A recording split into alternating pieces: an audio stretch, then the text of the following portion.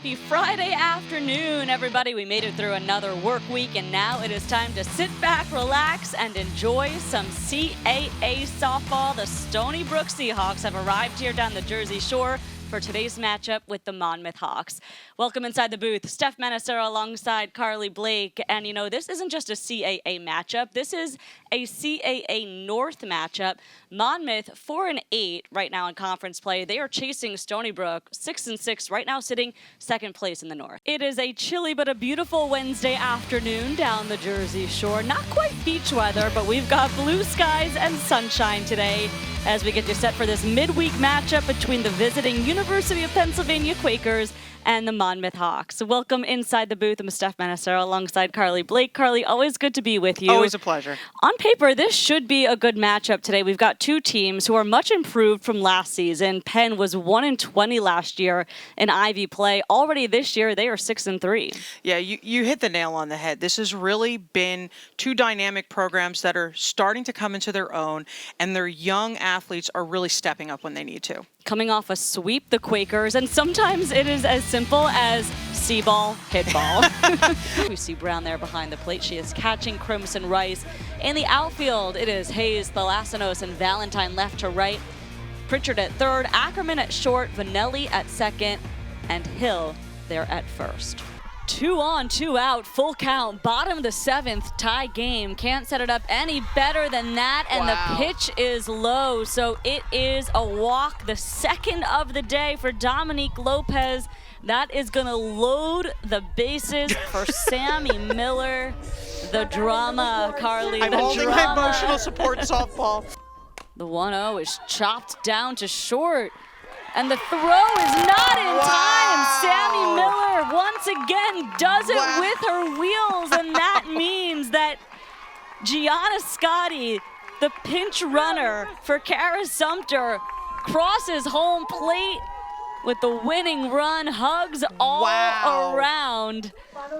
We talked about the speed of Sammy Miller all game today, and who could have thunk that is what would win this ball game. Coach once told us she wishes she could have 1,000 Sammy Millers, and now you have 1,000 bats in your hand and hats on your head.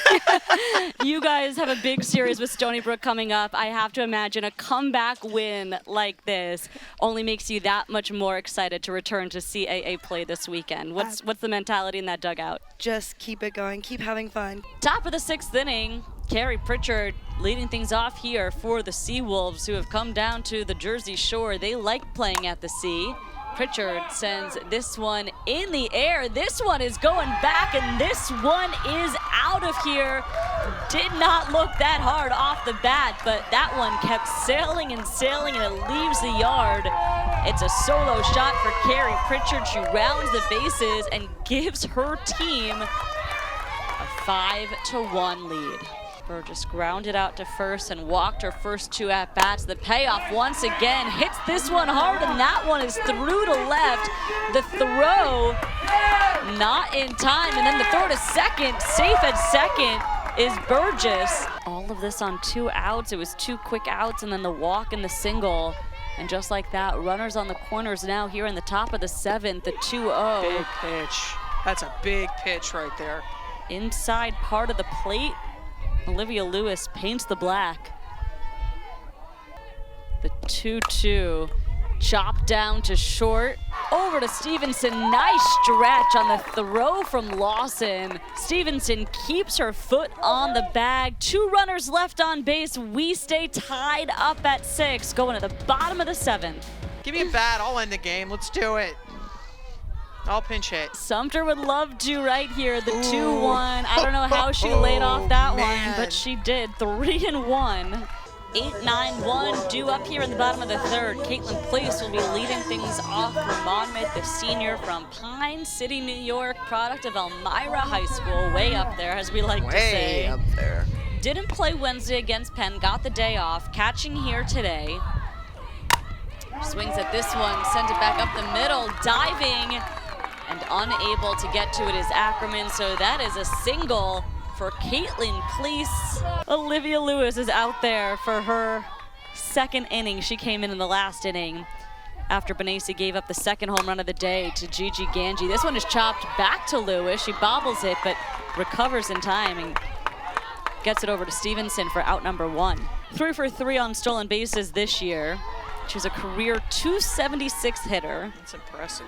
Again, the junior from Cypress, Texas, making the move to Philly to go to an Ivy League school. It's a little chillier where she goes to school than where she's from.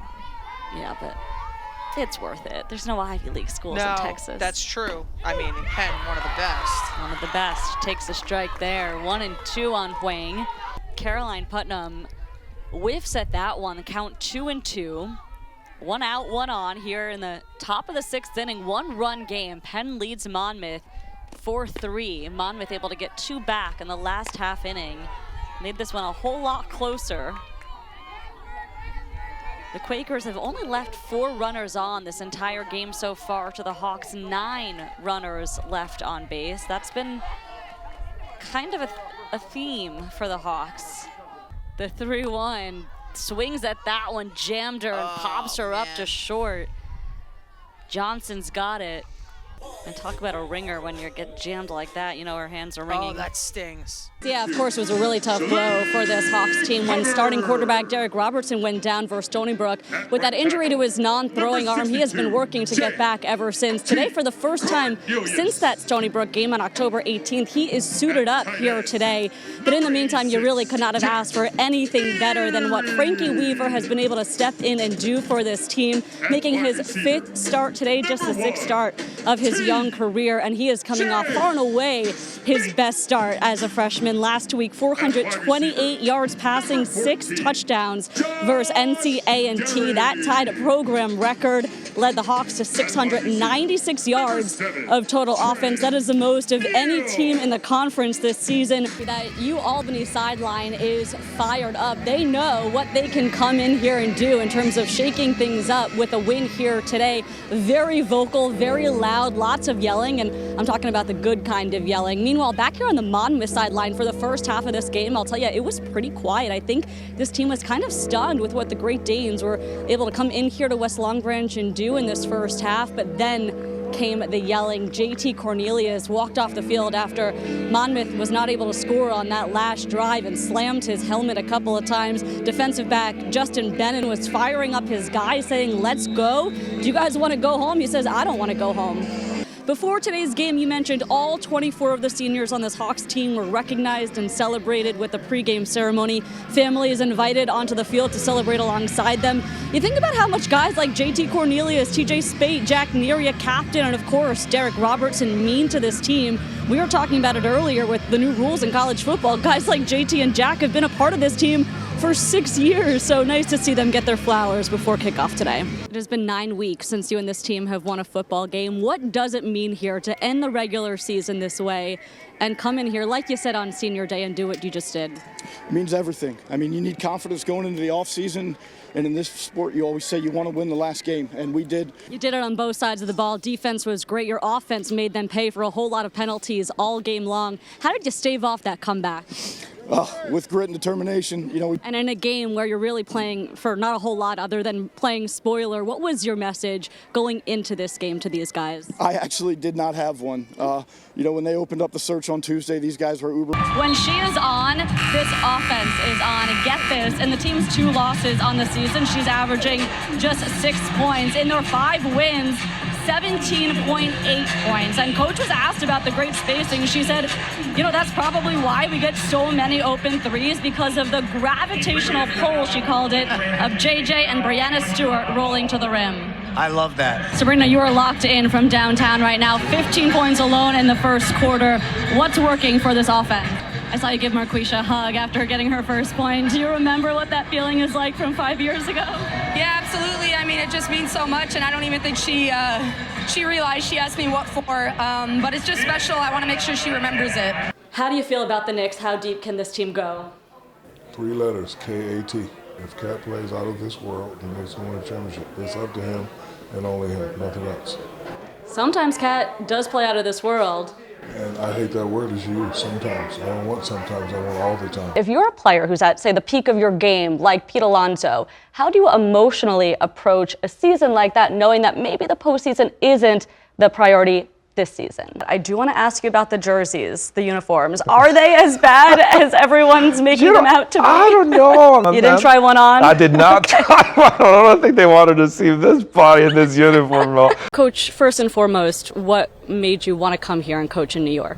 Sounds like your dad had a pretty big influence on your decision. What were those conversations like with him leading up to this? Well, you can just tell. I mean, he's a football guy, and it's the New York Giants. How about your brother? I heard of the team reference in there. Yeah, well, we've had that for a long time. We kind of grew up with that. The team. And you talk so much about the culture and just making these guys love football and have football be about everything. How do you do that right away? Well, I don't do it. You don't do it. They do it. Ready to be a New Yorker? Ready to be a New Yorker. Absolutely. Let's go. Yeah, Jackson Dart, as you said, has been the lone bright spot this season, and Dable very well knew that his job was tied to the success of Jackson Dart and, of course, winning football games.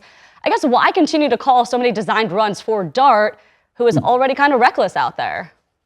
Well, I think that's one of the questions that a lot of people have raised, Steph. Rebounds, 13 and a half a game, right? I mean, how hard is it to come into a new team and just fit in so perfectly? That's what the Garden does, though. That's the vibe of the Garden. I mean, that Juan Soto home run in the 10th, come on.